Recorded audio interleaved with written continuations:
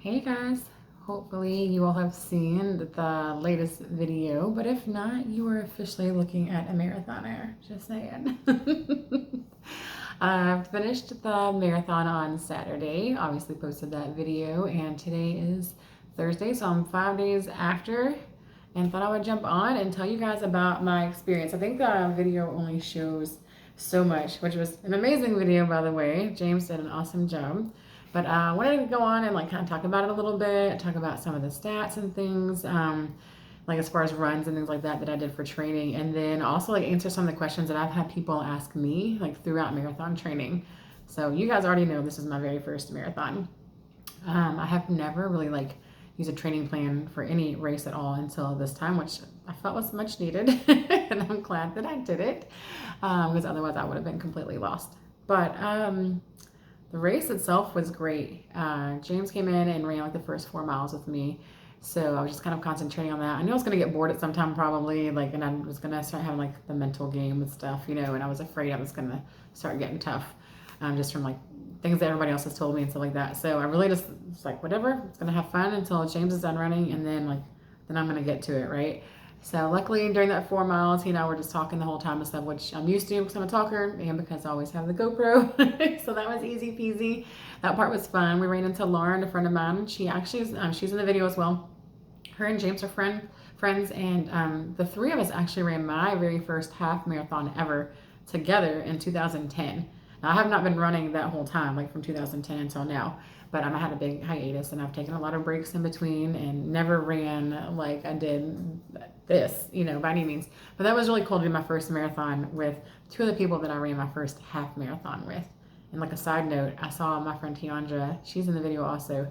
I ran with her during her first 5K, and this was her first half marathon. So that stuff gives me coach chills. I love that stuff. Anyways, so that was really cool that I saw her and kind of doubled back. So my game plan for this was slow and steady wins the race, or just finishes. I had two goals for this marathon. It was to finish without injury. That meant through training and everything, and to enjoy it. And I will say, I by far met those goals and exceeded them. I had a blast with this thing. I mean, you guys know, I have ran through every element, rain, snow, sleet, hail, winds, storms, puddles, ice, God, the wind. The wind. So during some of these trainings is running against a brick wall is what I felt like. But I wanted to do that because I didn't know what it was going to be like in race day. Here in Kentucky, April and May are a crapshoot. You don't know what the weather's going to be like. Is it going to be 90 like today, or is it going to be snow? We've had snow on my daughter's birthday in April. So I wanted to train for everything. As James always says, I don't mind to suffer. I think that probably is what gets me through a lot of this, or got me through a lot of this with training. I don't mind to suffer. So I wanted to really get in it deep with whatever the weather elements were going to be. Minus lightning. I wasn't going to run in the lightning. So I feel I really did accomplish that part of it for sure. So all the elements. But yeah, my goal was just to, really to enjoy it and to finish it without injury. Y'all know my knee has been irritated a little bit here lately. It feels fine now. I taped it up a couple days before the race, and then race day it came off by mile 1.5. So I just ripped it off, whatever. My boyfriend and the kids were at mile almost 14, and they had biofreeze, and so I used that. They hooked me up. That was a huge thing, to come up to see them after doing the half marathon, at that point of the race, and see them and get some actual food, get a granola bar, and I had a V8 energy. I don't drink energy drinks, but those are from tea derived, so I'm fine with that. But drank part of that, got some cold water, which was really needed. That was a big boost. I didn't start my music till mile 11 when I got into the park. That was my stomping grounds. I felt comfortable there. I realized my heart rate was at 178 or something, I think. 182. Now I'd have to think about it now. But I was getting up there. And I knew my heart rate was getting up there for this race that I was doing, and I was trying to keep it kind of slow, but there's just a lot going on during a race like that. And I got it down to it was 178. I got it down to 162 in the park, just running. My body was oh, you're home. You know this is your stomping grounds, easy sailing. It was easy in the park. But I could hear everybody else struggling. That's what happened. Heavy breathing, just feet stomping up these hills. And it started to get to me a little bit. So I was I'm going to go ahead and turn my music on now. listened to it for a little bit. I turned it back off when I got back out on the main stretch again because there's a lot of crowd support and stuff. So I don't know, it ended up being fine. I turned it off again like mile 20 something because I met up with James again. He ran another 2 miles with me. And then some other friends, Lori and Darren, jumped in at one point, ran with me. Then I think at the end, my niece, my nephew, and my 2 kids ran across the finish line with me, which was really cool. But I started struggling. Like mile 19 was getting tough. I was like, man, what just happened? Like the heat kicked up outside. It was very hot, very humid. We have not been able to train like in heat and humidity like this at all. We just haven't had that weather this year. So heat and humidity were tough at that point. I was trying to stay hydrated, but at the same time, I was not wanting to overhydrate because you need a stitch in your side and it makes it tough. So anyways, I had fun with the cameras, with the cameramen that were there on the course. Got some really funny pictures. 19 through 25, those miles were tough. But then like after 25, like I was by myself again. You know, everybody was done running with me for that little stint. And I was like, all right, let's nose to the grind. Let's get it done. Found my pace again. I went from like a 12:40 pace back down to like a 10:40 or something. Like I just got back in the groove, in the zone, like finished strong. So I was excited about that. I never had a pace in mind for this race whatsoever. I didn't care. I wanted to finish in a 4.5 hour to 5 hour time frame just because I'd never ran a marathon. I didn't really know what to expect. I knew I wanted to keep it slow and steady. I knew if I got to mile 21 and I had a lot of gas left in the tank, I was going to hit it. I did not because I did not have a lot of gas in the tank until mile 25. And I was like, all right, I've got some left. Now I'm going to do it. But I was struggling up until mile 25, like after 19, like I said. So anyways, I feel like I did pretty well. Again, no pace in mind for certain, but I wanted between 4.5 and 5 hours. I finished in 5 hours and 1 minute, like 46 seconds, which I stopped and went to the bathroom at one point. Saw my friend I passed her and turned around, went back and talked to her. I stopped and had like 2 beers. They were small, 2 beers. I stopped and got a Jello shot, oranges, bananas that people had out there. I stopped. At one point, like it was getting hard to like eat and run at the same time. I think I was just getting exhausted. So I would only let myself walk whenever I would eat something and kind of, you know, take a little break or whatever, I guess, but still moving forward. So I did do that. So in my Garmin said like I made it under 5 hours, you know, after everything considered, and like auto pause, like for going to the bathroom, you know, whatever. So totally fine with what my time was. But some of the stats I wanted to go over with, and then I'm going to throw some pictures on here at the end of things that I liked and things that I don't know, that I got like that filtered in after the video and stuff. But for training this year, it started in January. It was 15.5 weeks overall, because I started a little bit early, knowing I was probably going to miss some runs, just being, you know, a single parent, you know, only adult in the household. I knew some of that stuff was going to happen. So as far as training, my running days looked like this. Days that I had the kids, if I didn't get them until the afternoon, I would get up at 5:30 in the morning and run, which I found out during this training process. I really like running in the morning instead of in the evening, especially now that it's getting hotter. If it was a day that I didn't have the kids, I would still try to get up early in the morning. But if it was on a Friday and I was off of work, I would run while they were at school. I'd get up, take them to school in the morning, and run. It was always around their schedule, and got it taken care of. So I ran in 3 states. I ran in Kentucky, Indiana, and Florida. Florida was the 20-mile run. That was my longest run I've ever done. In an unfamiliar place. So I'm super proud of myself for that, because I didn't know what to expect, and I'm glad that I got it done. And it was all solo. So that was a big accomplishment for me. I ran 74 times during this training process. So that's a lot. And a total of 405 miles for training. That's 2 pairs of shoes, kind of almost 3 because I took one back that didn't quite work. Just got my trusty old Brooks that I always got anyways, which was a good decision on my behalf because the other ones just weren't going to work out. So 2 pairs of shoes. I think I did 5 races during this training period. I had the Triple Crown, which was the 5K, the 10K, and the 15K. And then I did the other 2, which is the Snowman Shuffle and the Frostbite 5K. Now, one of those is the one that was the series of them. One of those is the one that I got second in my age group, which I had never placed in my age group in any race before. So I was like, wow, this is amazing. And then because it was a series of them of 3, I got second overall because of my totals for all 3 races, which is obviously also never happened. So when I tell you like this was the best experience ever, I got a lot of PRs, a lot of firsts like during this process, and that's why I think I'm like up here. Like, I'm not going to run another marathon that'll top this. I will run another marathon. I already know this. That's in the game plan. But I don't think I can top this experience. I had a videographer, I had a photographer there, you know, my friend, professional photography done at the race. Huge support. Like, this isn't normal. So I'm extremely grateful for the process. Anyway, training plan with kids, I already went over that. As far as diet and stuff, people have asked, you know, like, oh, like people are trying to watch what you eat. I'll watch it right before it goes into my mouth. Like, I ate and ate during this process. I joke around about saying I was not ready for the grocery bill for this because I ate a ton. I did try to meal prep from time to time. I would do that. I did try to make some healthy choices, but I ate a lot of pizza and a lot of carbs because I would just wake up starving. So whatever. Maybe next time for my marathon, I'll try to run for pace. Get a little bit faster and zone in, you know, on the diet a little bit. But this time I had fun with it. I was like, didn't limit myself very much at all. Some body changes I noticed. I started gaining weight during this, and I thought I would have lost it. But after talking to another marathon trainee, who I hope she's a marathoner now, hopefully she finished it, she was telling me how it's known that you usually gain weight because of all of the food that you eat. But I gained a couple of pounds, and then I lost it back. So I keep going back and forth with like 2 pounds.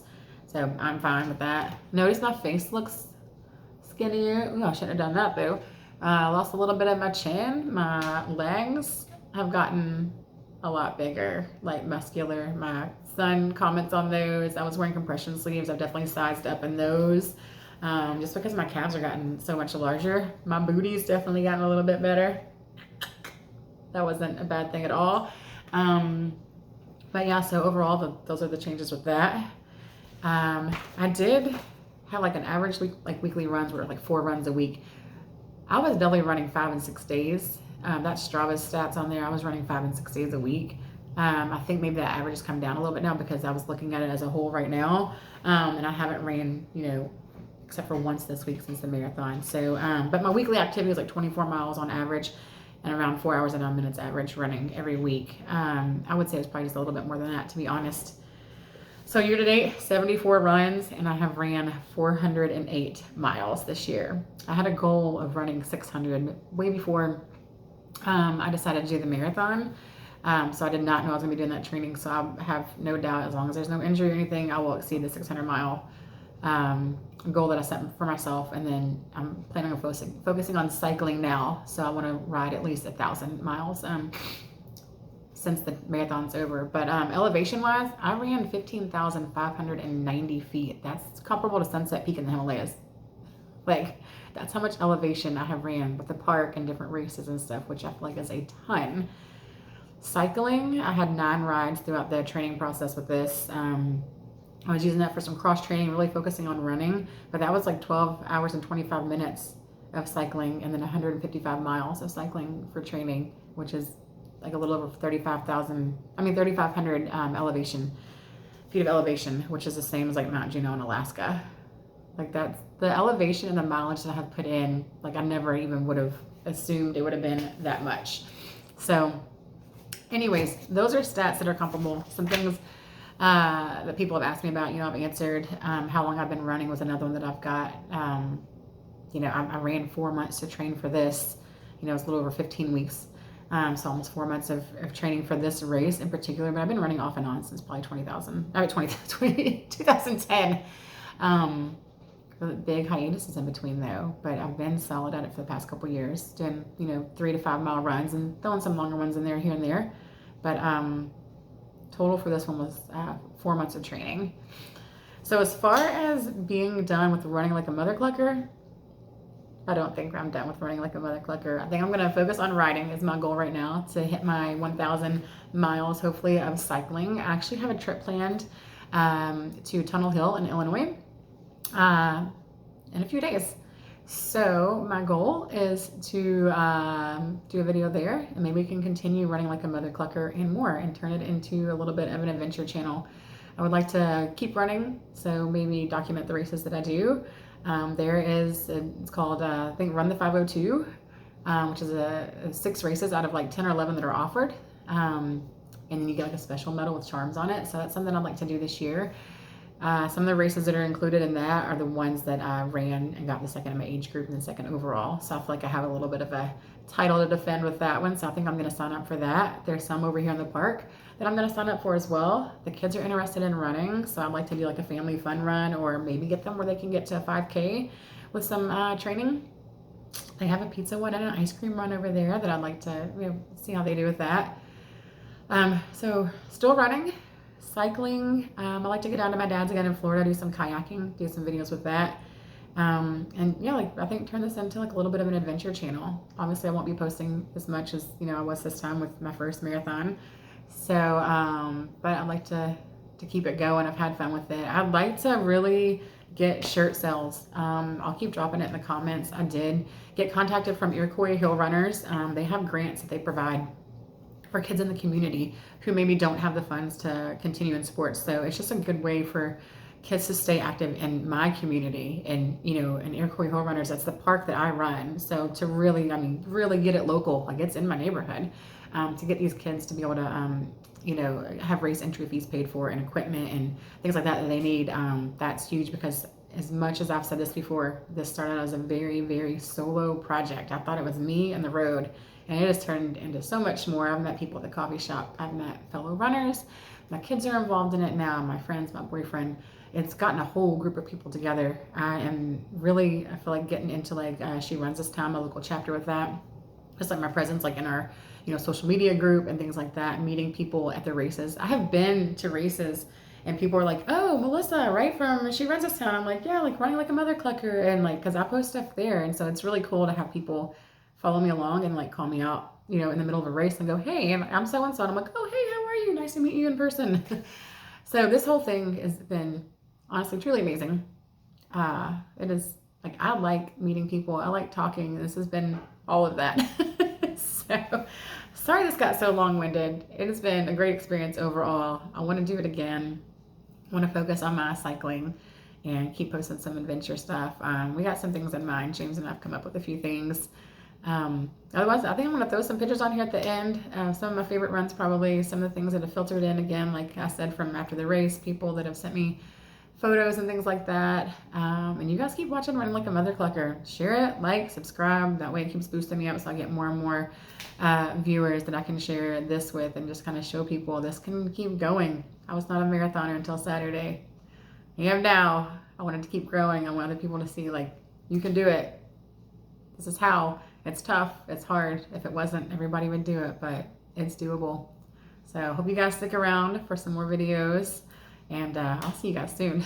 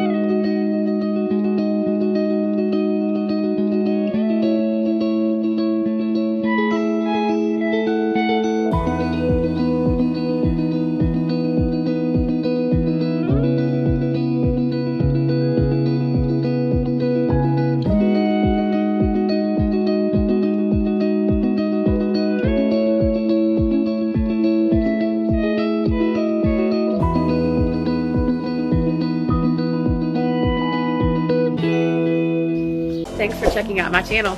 Don't forget to subscribe and like to follow along with me on my journey to my first marathon.